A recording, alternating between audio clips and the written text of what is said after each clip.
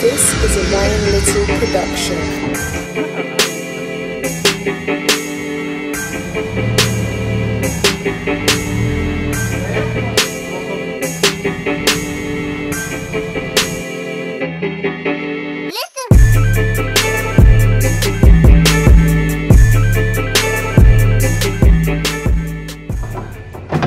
Je crois que le premier truc qu'on va faire, c'est qu'on va tirer les capons. En vrai, ouais. Je crois que c'est le premier move qu'on va faire. Hein. Ouais, bah on va démonter le capot, le pare-choc, les phares, on va tout démonter. Ouais. Aujourd'hui, on fait de la place, on prépare et demain, on démonte. Donc ça y est, le SOP ça commence. Et là, on va Je sais pas combien de temps ça va durer. Quelques mois, quelques épisodes.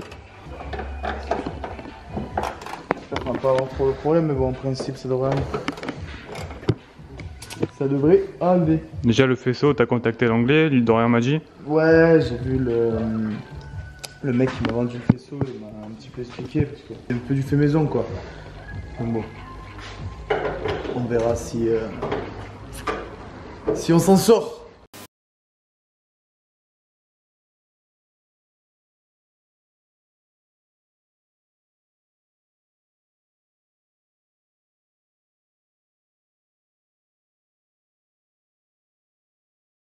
Tiens, regarde. Tiens, toi, prends du côté. C'est parti. Ah bon?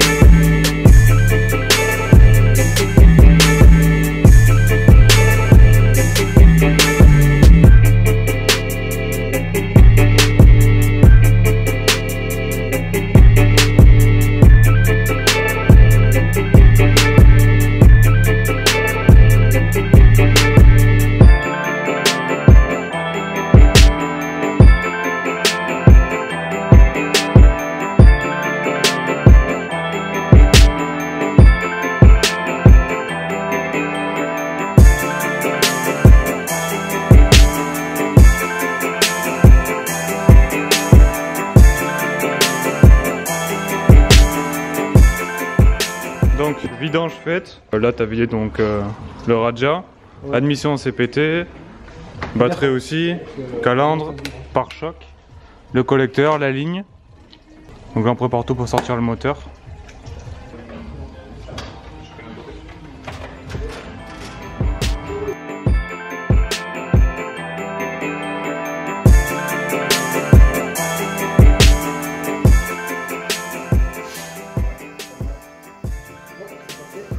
Encore un petit peu. C'est bon. On avance un petit peu. Allez. C'est quoi qui va tirer là? Comment on va tirer? Vas-y, on rejoue. Tout doux. Hop, attends. Là. Vas-y. Attention. Arrête.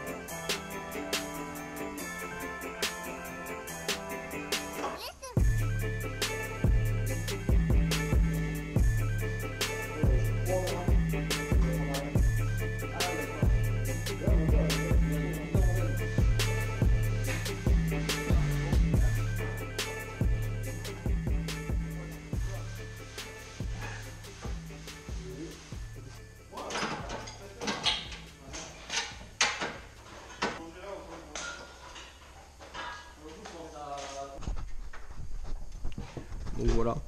Donc là, c'est la première impression. Donc là, du coup, on a inversé. Ça a l'air de tomber déjà un peu mieux. Au niveau du coup de ici, je sais pas si on va voir. Donc il n'y a pas forcément un espace incroyable. Donc je pense que là, on est parfait.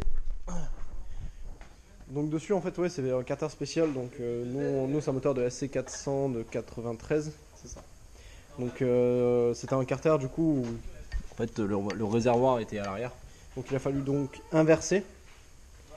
Et normalement c'est censé passer Bolton sur le papier. Sur le papier. Ouais, ça s'est passé, tu vois. Tapant dessus. Donc ici ça touche un peu. Mais vu qu'on va reculer un peu, normalement ça passera un peu mieux. Là du coup là on essaie d'enlever le filtre à huile pour passer au niveau de la barre stable. Et là on sera déjà un peu mieux. Voilà, donc là en fait on a essayé de monter du coup avec les collecteurs et on voit, on voit pas forcément bien ici. Ici on voit un peu mieux, donc hop, juste ici on peut voir normalement. Donc le collecteur touche le cadran de direction, et ce qui fait que ça passe pas du tout. Donc on va essayer d'enlever les collecteurs, enfin le collecteur du coup droit, et on verra si ça passe bien.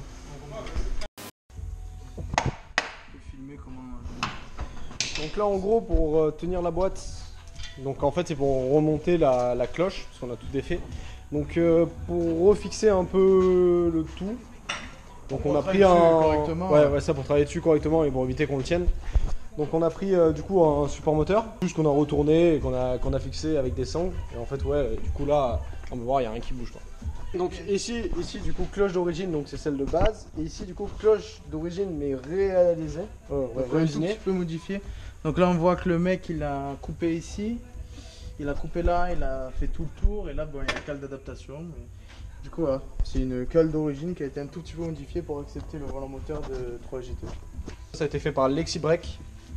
Ouais, c'est un mec en Irlande. C'est un mec en Irlande qui fait des kits exprès pour cette boîte là, donc la J160 AZ6 de Aisin, et c'est les boîtes donc d'IS200. Je crois qu'elle a été montée sur MX5, elle a été montée sur Nissan Silvia S15 et d'autres bagnoles, mais c'est une boîte un peu sous-cotée quand même. Faut avouer qu'elle est un peu sous-cotée parce qu'avec 2-3 pièces de renfort, elle peut accepter pas mal, de couples et il existe pas mal de pièces pour ces boîtes, donc c'est pas mal. En gros en fait sur tout le démontage, donc en fait il faudra enlever du coup toutes les vis ici, les vis intérieures, enlever les deux... On se fait les deux circlips, c'est ça. Donc ils sont ici et ici. Donc vraiment extérieur. Une fois enlevé, donc il y a toutes les vis. Et après du coup il y a un doigt qui vient se visser. Donc là. Il est où? Donc attendez. Donc le doigt il vient de se visser. Ouais, donc ici. Donc en gros pour vous montrer. Ici donc là il y a le support de doigt. En fait, ouais, là, il y a une vis que nous on a dû ressouder, on a soudé un écrou dessus. Parce que c'est impossible à enlever, enfin vous allez galérer si vous le faites. Donc voilà. Donc en gros, elle est vis qui vient de l'extérieur, qui se visse et qui doit rentrer pile à l'intérieur sans faire tomber cette pièce. Parce que si à peine on la touche, hop, elle tombe dans la boîte. Et au niveau des remontages, c'est plutôt relou. Ouais, c'est un peu donc, chiant. En gros, la petite astuce, donc t'as les élastiques. Ouais, ils doivent être là. Donc voilà, donc en gros, allez, vous prenez. On a vu une petite astuce sur la net. Donc des élastiques, donc qui dérangera en rien. L'utilisation du sélecteur. Et donc ouais, donc je vais voir comment on va faire pour les passer. Donc en gros, il faut utiliser 2 élastiques et en fait, ça permettra du coup de visser sans qu'elle tombe. Donc en gros, les élastiques ça fera rien. Hein. Donc si ça tombe au bout d'un moment, ça va se désintégrer avec l'huile. Hein. Mais il n'y aura aucun souci en fait. Enfin voilà. Et après pour le montage, il faudra faire vraiment attention en fait au moment de mettre du coup la vis, de faire vraiment doucement quoi. Il y avait bien doucement et de huiler à mort quoi. Grave huiler la vis et grave huiler le trou pour y aller vraiment tout doucement. Mais normalement avec ces élastiques, elle devrait pas tomber quand... Admettons quand on visse la vis, elle se met un peu comme ça, et ben, au moins elle tombera pas. Elle restera en place. Parce que si elle tombe, attention les dégâts.